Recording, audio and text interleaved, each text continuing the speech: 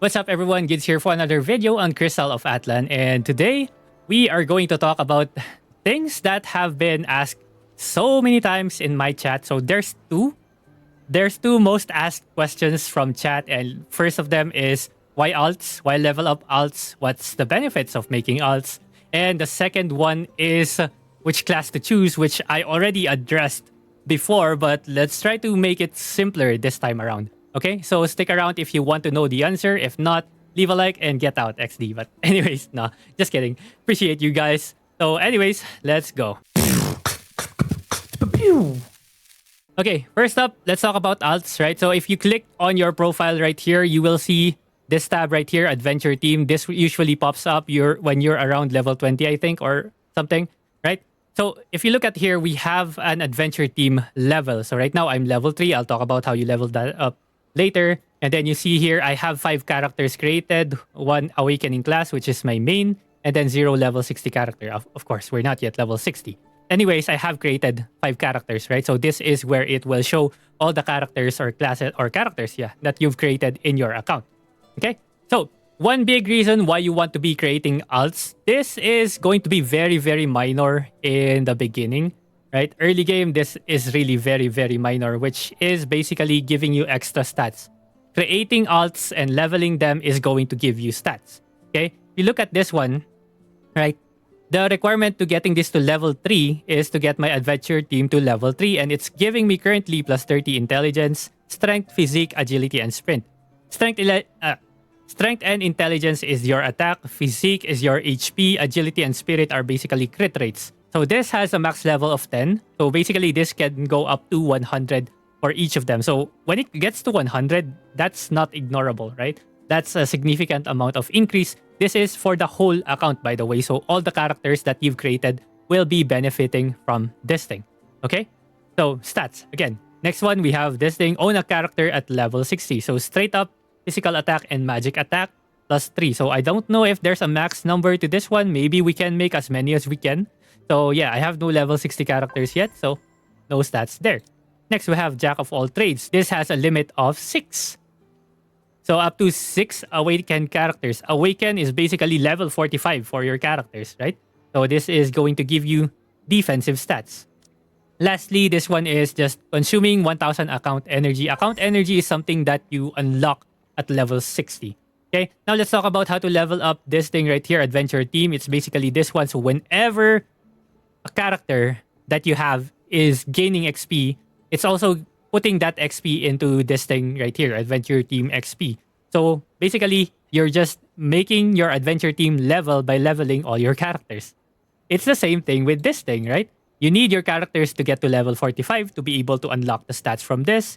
And you need your characters to get to level 60 to be able to unlock the stats from this thing right here. Okay? So that's pretty much it especially for the late game. Like if you're trying to start min-maxing your stats, trying to take all the stats possible in the game, then yeah, this is an easy place to get some stats. Free stats, by the way. But then again, early game, this is not really that relevant. This is not a lot of increase, but still, it's free power. Okay, the next reason why you should be working on alts or playing alts is basically storage. You can actually deposit gold, right? Deposit gold from your alt accounts and then send them to your main, okay? And then there are also these things that you use for enhancing equipments. You can also send them to your main. There are also insignia that can power up your equipments. You can send them to your main. Okay? So many resources that you can send to your main. Another frequently asked question about alts is that should you be creating the same alt character as your main? Answer to that is no. Because if I try to transfer an equipment right here into my account storage, it says there is a 60-day cooldown period, meaning if I transfer this one, let's say for example, this is my main, right? If I transfer this one to account storage and let my alt character take this weapon, then my main character will have no weapon for 60 days. It doesn't really make sense to make an alt that is the same class as your main, okay? So yeah, keep those things in mind. So that's basically it. But if you want to add more to it, if you are an avid PvP player, actually learning the skills of the alt characters or the other characters in the game is pretty beneficial when it comes to PvP, because if you look into this one, the PvP effect tab, you get to understand which abilities your enemies are using, right? So if there are any abilities in here that are actually really good, like you get to understand what are their medium SA abilities, their armor break abilities, and whatnot, right? So weak super armor, weak super armor, weak super armor. So basically, you're starting to learn which abilities you can counter and cannot counter, right? This thing is super SA, so you cannot really counter this one, right? So those kinds of things you get to learn by actually experiencing the other characters. So yeah, that's pretty much it for learning or yeah, knowing what the alts do. If you're asking me what level should I level up my alts, again, in the long run, get them to level 60. That's basically it. If you can level it as much as you can, just level it. Okay? If you don't have the time to level it, you don't have to, because once you get your main character to level 60, it's going to be super easy. I mean, really super easy to level up alt characters, especially with this one, right? You get to unlock account energy. You get to use all your account energy onto one character in one day. That character is most likely gonna get to level 60 really, really fast. Okay? So if you don't have time right now, you can just wait until you have a level 60 character. Alright? Okay, next question is which class should you choose? Honestly, I'm getting tired of this question because all classes are really good. It's all down to your preference. All of them are strong PvE, PvP wise. All of them are really good. They are okay.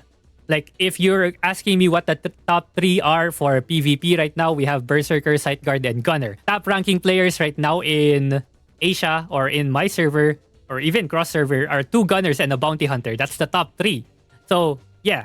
Like, draw conclusions from those. There's a lot of rankings in the game. Like, there's a lot of rankings in this game. So, for example, let's go to rank match, cross server rankings. These are all top 100 currently, right? So, again, it's a lot of Gunners, Blade Maiden, Elementalist, Starbreaker. Whoa, there's no Berserkers in here.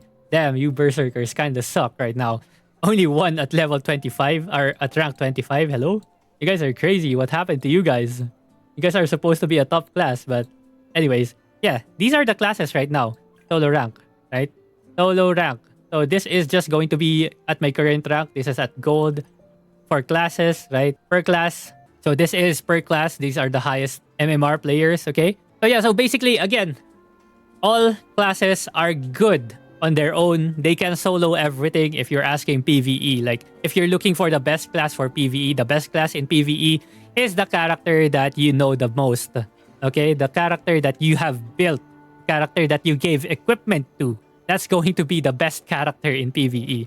Okay? So as long as you build your characters decently, with some enhancements later on, you won't really have a problem. You'll always be able to clear dungeons, even group dungeons, if you learn your character, if you know your character, and then next up is to learn the dungeon mechanics, right? You will not get kicked out of any teams if you just do that, okay? So again, PvE, everyone has no problem clearing anything, okay? As long as you get your gears up, all right? Everyone later on will be able to craft void equipment, so there is no excuse for not being able to do some content, right? Or there is no excuse of being undergeared, because these things right here, the game essentially gives it to you, right? The game essentially just gives all these equipments to you, all the void equipment. These are the gear that we get before we transition into equipments, the legendary equipments that we can get over here, set specific equipments, right?